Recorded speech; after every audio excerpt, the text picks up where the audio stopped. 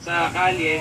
Diba? Iba eh. Iba pa rin talaga yung... Pokemon. Iba pa rin yung aktibo ka na nandun ka. Hindi lang yan sa mga gadget mo nakikita at nai-enjoy. Diba? Saka nag-interact ka with other kids. Yung ganun bagay. Laking bagay yun eh. Kasi parang nawawala na yung ganun na elements sa mga bata ngayon sa digital age. Kasi baka ganun nga yung hinahanap natin dahil soon, hindi naman nawawala every 4 years may Olympics naman. So, yung development pa ng sports sa bansang ito. Sana naman. Advocacy nyo na ba itong matatawag, itong mga ganitong... Siguro one of many, kasi parang sige marami pa eh, tulad ng healing. Family healing. Healing as in... Family healing. Pinagdaanan ko, alam mo naman ang life story ko, pero hindi ko na dinadwell on yung negative parts. Doon ako doon sa family healing. Healing of the family tree. Oo, madaming magandang blessings. So dahil dyan mga kachismaker, habang initay ko rin si Gretchen, diba, sasapulan tayo ng... Ito na po. Oo. Diba? Eto na po sila. Dahil ibibigay sa atin. Ito na yung sabay tayo ha. Eto po ang sponge cola.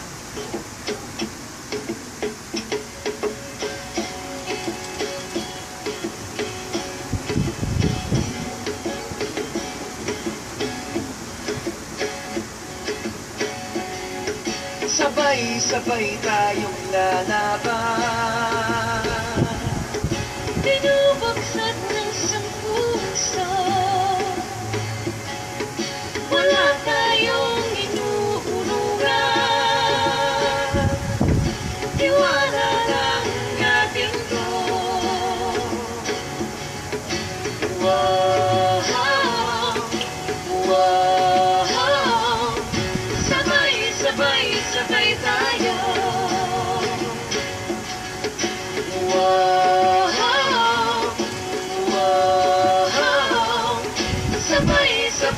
sabay tayo.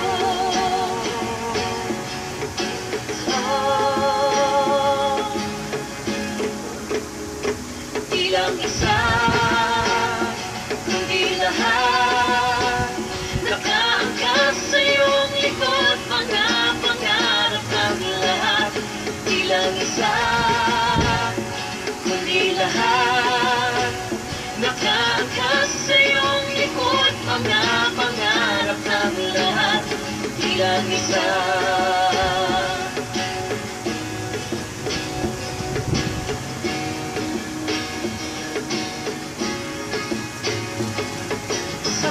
Sabay tayong lalaban.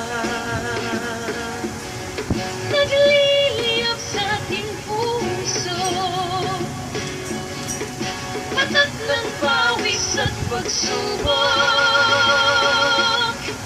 iaalay sa ating laro.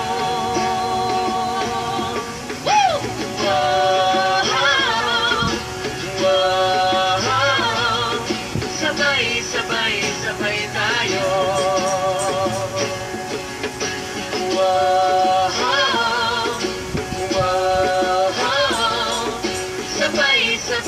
Sabay tayo. Bilang isa, kundi lahat.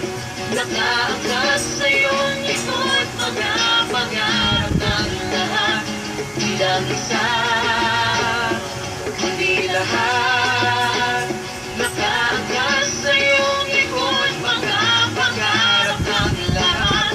Bilang isa.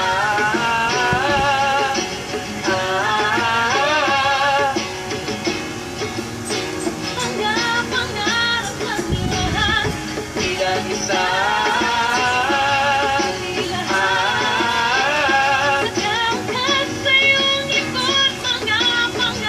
ng lahat. Bilang isa. Kundi lahat. Nakaangkas sa iyong likod, mga pangarap ng lahat. Di lang isa, kundi lahat. Nakaangkas sa iyong likod, mga pangarap ng lahat. Di lang isa. Sarap na naman panoorin. Talagang yung eye contact, ano doon. Thank you. Very nice song. Oh, nag-test agad sa akin ang aking ate Josie Dagani Johnson from Sydney, Australia. Oh, hello. Very nice. Ang sabi niya, Salamat. hello sa mag-asawa, Caril niya Ella. I met Caril last time na nagpunta siya dito sa Sydney with her mom. Yes, nag-concert kami with Zia. Ba? Yes, sa mga Pati Japan kanina nag-text na nanonood niya sa Sa mga akin. kapamilya natin abroad, please share the song It's Sabay Tayo. Out now on Spotify. Libreng-libre naman. I-search niyo lang po Sabay Tayo. Kasi share niyo sa Facebook niyo parang bilang cheer natin para sa ating 13 Olympics. Correct. At saka kahit siguro hindi na mga magandang pakinggan pa rin eh. Oo. Mananatili naman din siyang theme song din ng Gilas Pilipinas. Correct. Magiging part ba ito ng album or what? Kasama siya sa aming double EP na ilalabas.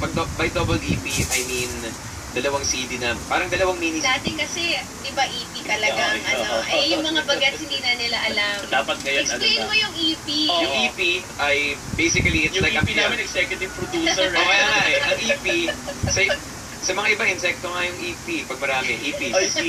Pero ito yung sa sabi na ako lang sabihin so. Okay. Yung EP para siyang mini album, Hindi siya LP lang. Oo. Imbes na 12 tracks, 6 tracks or 5 tracks lang ganun. Pauso kasi itong Spatch Pauso. So yun at syempre naman. So double EP kami. Lalabas sa sa August 26 yung launch sa Teatrino.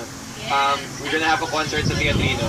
Why not? Meron pang natitirang 19 tickets. Oh yeah, saan nabibili ang tickets? Sa ticketworld.com.ph. Yun, Ticket World, di ba? Actually, sila din dalawang beses ko yata nadala yung Sponge Cola sa Bicol. Ay, ang saya-saya sa Bicol. Di ba? Dinala ko na din. So, pinagkaguluhan ka doon sa isang taon na ang nag-trending pa ha. Tuwa sa'yo si Governor Salceda noon. Hindi nagtatanong sa akin. Si Kuya Ricky Lo, gusto ko itanong ito yung nasa bandang huli. Gusto mo sagutin? Ano kaya yun? Kuya Ricky Lo ang nagtatanong. Ay, Tita Ricky, congratulations sa book. Nandun kami. Interview namin. Ay, magsusulat pala ako. Kasi editor ko si Tito Ricky. Yung susulat ko po itong Sabay Tayo. Ayun. My love story with basketball and sports. Yun na. Ang sayang i-combine. Tito Ricky, wala pa. Ayun, ang sagot niya. Ginawa nating telepono itong Nadalunod kasi sa daming nanood. Si Tito Ronald Constantino, si Manay Ethel Ramos, hello po sa inyo. At kay Dr. Jess Solis ng Solid Gorgeous Smile dyan sa dental clinic po niya. Hello at maraming salamat. Oo, di ba? All over tayo eh. Di ba? So, what's in store para sa Sponge Cola? Kanina napanood ko kayo sa ASA. Ay, ang saya nun. Kaya panoorin. Ang saya. Inspiring din kasi what's in store sa banda? Madami yan. So, bigyan na overwhelmed dun sa idea ng yung mga mas simple, we're actually very active online. So yung Facebook page namin, madalas kami mag-chat with people doon. Tsaka nagpo-post kami ng videos of well, pretty much everything we do. Correct. So, facebook.com/SpongeCola. I-search nyo lang yung SpongeCola, yung Instagram verified. and Twitter. Alam nyo, nag-post na ako ng picture with you. Naloka ako. Daming nag-like. Ay! Sabi ko, ay, ang taray. Oo, hello sa lahat Biglang ang dami kong fans. Ang dami, oo. Ito na nga, nag-tweet na sila. Diba? Ganun kayo ganun pa rin kayo ka, sana yung mga ganitong klaseng songs, more pa, diba? Ay, yes. Definitely. Hindi lang siya na-inspiring ang sarap sa pakiramdam, di ba? Oo, lalo na dahil pinagpuyatan talaga namin. Kumbaga binuhos talaga namin yung puso namin. And masaya yung ganun kasi first ever project ko talaga to with Yael. Na-legitimate kasi may mga iba dati tago eh. Meron kami mga project na hindi alam ng mga tao na SpongeCola yung tumutugtog sa mga songs niya or siya yung nagbabacking vocal sa mga songs namin. Kasi pag kailangan pa namin daan sa record label eh. Ito na naman yung mga secret na mahaba pa kasi yung kwento nun eh. Parang pwede ba namin hiramin si Caril yung parang for rights niya ganyan. So, pero sinabi ko na to sa mga 4-5 interview. Wala pa namang nag-text sa akin na parang, uy, kailangan nyo siya bayaran. Wala pa naman. So, okay pa kami. Well, hindi pa galit yung label namin. Bakit si Taylor Swift din naman, nag-back up din pala siya dun sa song ni Rihanna. Ay? Yung nag-break sila dun niya sinabi. Pag ganyan ba, may special, paano, syempre, professional, so... Ay, hindi, dito naman, maayos ang papeles. Yes, di ba? Parang gano'n kasi may EF, may gano'n, may sariling manager si Kay, may tsaka ano rin, din kayo. Tsaka ano rin, syempre, malaki yung chunk nung songwriting ni Kay dito sa song na to in particular. So, syempre, kailangan talaga ng gano'n. Actually, Kailangan legal is legal. naman namin lahat, pero it's more of, ano ba, malaki yung discount talaga. Tapos si Yael now is a board member na to. Na? Ng Phils ka. Ng Philscap. Wow. So kumbaga, they protect all the Filipino composers. They collect, basically, for Yeah. ano, and make sure Kailangan no? kailangan, para Kasi pag piniplay ng mga establishments. Correct. Oo, di ba? Parang mga songwriters, they can care. Yung sa mga OPM din, iba pa rin yung sa inyo, no? Hindi ko masyadong mag-gets talagang si Yael board member. Kasi kasama nila sila Rico Blanco ngayon. Oo, At bakit naman marami pang hindi? iba. Diba? Yeah. Yun na! Gusto ko tanongin din si Armo. Armo. Oo, tsaka si Yes, T-Max. So, salita naman kayo. Oo, ano yan. So, bukod sa pag-play ng percussion dyan at saka imo yung guitar, Sobrang nakakakilig lang talaga panoorin itong mag-asawa. nakakakilig ka. You've known us for years. Sa songwriting pa lang, diba? Yung nabuyat sila, nag-away ng konti. Hindi maaalis talaga yan, mga ganyan. Kasama pa Challenge pala yun, challenge. So, yeah. Pansahog. Kinikilig. Every time we are together, kakakilig-kilig.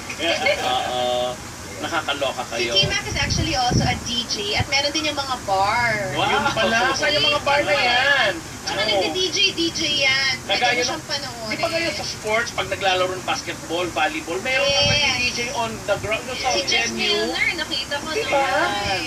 Kasi pampadagdag Hanggang ng dito pala. pampadagdag ng emote. At dahil dyan, nag-i-emote rin lang ako. Nasa Light 12 ko ang partner ko. Yan, from Cebu pa yan ha. Si partner Gretchen. Hi, partner! Congratulations ha. Kasama ko live dito sina Kay at saka ang Sponge Cola.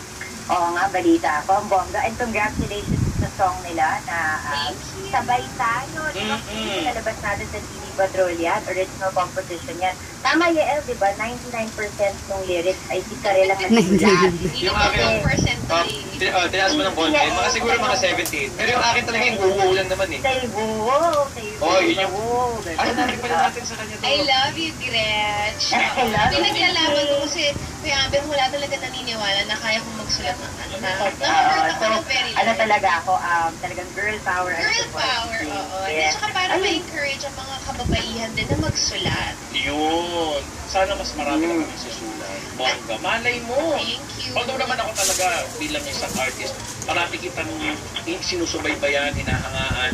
At lalo na pag nagbibigay ka ng mga tips mo dun sa tawag ng tanghali. Ay, thank you so Ako much. minsan naaawa sa inyo eh. Oo, Kasi alam mo hirap yun, ano. yung hindi kayo alam kung kailan magiging mabait at magsasabi. Kasi talaga may mga contestants talagang sabihin na natin medyo sa sobrang nervyo siguro ay talagang nagugong, pumapalpak. Yung pag-explain ba kung kailan sila magsha-sharp, magpa-flat? Oo, masakit. Tatawid nyo ng bongga. Actually, palagi kong inaalala yung sinasabi ni Mama na ayaw niyang gawin yung ganong klaseng trabaho kasi ayaw niyang pumatay ng pangarap. Kumbaga, so I'm always very sensitive as a fellow artist na gusto ko naman na they will keep on singing. O, diba? Kaya nga si Gretchen, kanta rin yan. Oo naman, narinig natin yung wow. Kumakanta, Diyos ko, day. Di ba partner, nakipag-jamming ka sa minsan, doon kinakiyan si piano ka pala Next ka nila rin, kina Elden. Pangarap ko kila Yael, sana pumayag sila, pero baka yung album nila kung ano mangyari, kaya ano na lang. Ay, sa concert, Gretch. Kumakanta to si Gretchen. Oy, kung gusto mo, seryoso, game ka na Kasi mag-collab actually, ka. kaya kami nandito sa Cebu partner dahil nag-relay kami for Team Gota. Nag-second place yung team ko. Correct. We always Congrats nga eh. Ang daming artista dito partner sa Cebu. Ito yung biggest so far because it's the Asia Pacific Championship. And ang mangyayari is, Marta, tatawagan kita in 5 minutes. Sandali, nawawalan ako ng signal. Oo. Nawawalan ako ng signal. Hindi ka naman nawawala kasi sports pa rin yung pinag-uusapan natin dito. Nag-participate siya. So yun na nga. So, kayo din nagbabasketball. Alam ng mga fans nyo yan. Kami ni T-Mac nag-spinning. Spinning, Hindi, minsan, nagbasket din si nagbabasket si Ted. and Muay Thai sometimes. Wow, Muay Thai. Very good. Magaling si Saka boxing. Ikaw. Saka boxing. Nagbabasket So, din si likas. Natural talaga sa inyo. Mas yung medyo mga mas sports naman si sports. Oo, di ba? Si Armo, yoga. Kasi Armo nag-yoga naman siya. Saka Running. ano, sabay-sabay sila nagpa-fun run din minsan. Yeah, minsan nagsama-sama kami sa mga ano. Si One Ella. time, samahan mo na si Kay dito sa mga BCMM takbo namin. Oo, kasama siya Ang nung huli. saya. Anong huli? Yeah, 15-day thing. Yeah. Yes. 15K ka? Alright. Ako 3K lang, mali na. Ang aga kasi. Sa mga katulad kong may linya na, alam mo yun. Sanayan lang naman, sanayan lang. Diba? I'm sure. So, ano pa, aside, ano pang gusto natin iparinig na awitin sa mga kachismaker natin or ano, meron ba tayong inihanda pa dyan? Diba na gusto natin iparinig? We can play a new song na kasama dun sa double EP natin. Double EP yun, na-explain po niya yung EP ha, hindi ito yung mga long playing na ano, pero isang CD lang yun. Pag EP, dalawang CD. Dalawang CD. Kumbaga parang yung kunyari, ganun ba, if you go to like a mall show, diba, kailangan mo bumili ng CD para makaupo ka sa loob. Usually ganun yung process. Ito, parang dahil EP siya, pwedeng half lang yung bilhin mo. So pwede parang isa diba, lang. so parang kang ano, Paano presyo nun? Half din, yeah. Ay, So, yan. Pwede na, di Uy, ba? nakakalong talaga. So, talagang yung target na audience, yung mga, alam mo, yung mga bagets na... Yeah, kasi mga iba, maraming naka-allowance eh. So Ayun, parang syempre, tama parang ka. ang hirap nga naman na parang yung, diba, parang for everything. Tapos saka na lang nila bilhin yung isa pa. Oo, para saka marami rin nagpupunta sa lahat eh. Pupunta sa lahat ng shows. Correct. So parang minsan, before, ang dami darating mga 8 na yung CD nila. Because, ganyan. So parang, ang gagawin na lang nila ngayon, pwedeng yung isa, tapos yung next yung isa naman, tapos yung next isa naman. Ang saya. So parang Pa naman, napakatipid pero practical. Yes. Napaka-realistic na emote. Ang galing mang nakaisip niyan ha. Ako yun. Ko ba? Ang galing ha. Kung bonggang marketing ano yun ha. Thanks. Good job, Yael. O, di ba Yael? Dahil ikaw lang ang nag-emote niya. Kakantahan po kami, part pa rin daw po ng kanilang EP yan ang ilo-launch nila on August 26. 26. Teatrino. Yes. Pakinggan po natin ulit sila. Ako mag-isa wala. Kuling-kuling part mo lang yan.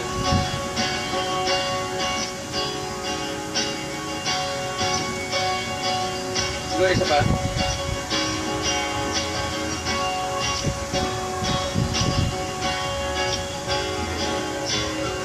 Here we go.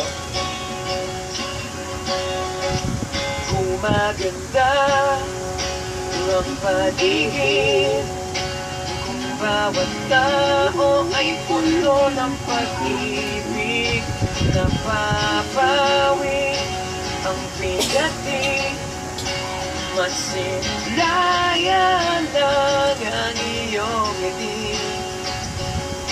Okay gandang isipin ang isang mundong puno ng pag-ibig.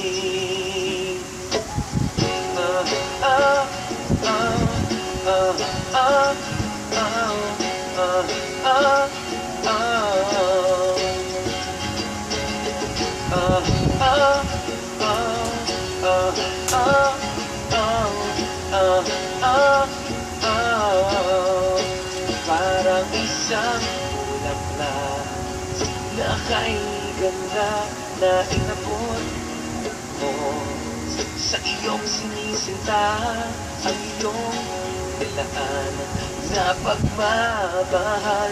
Ang dulot nito ay tunay na ligaya, pag-ibig niya ang susi, nararapat lang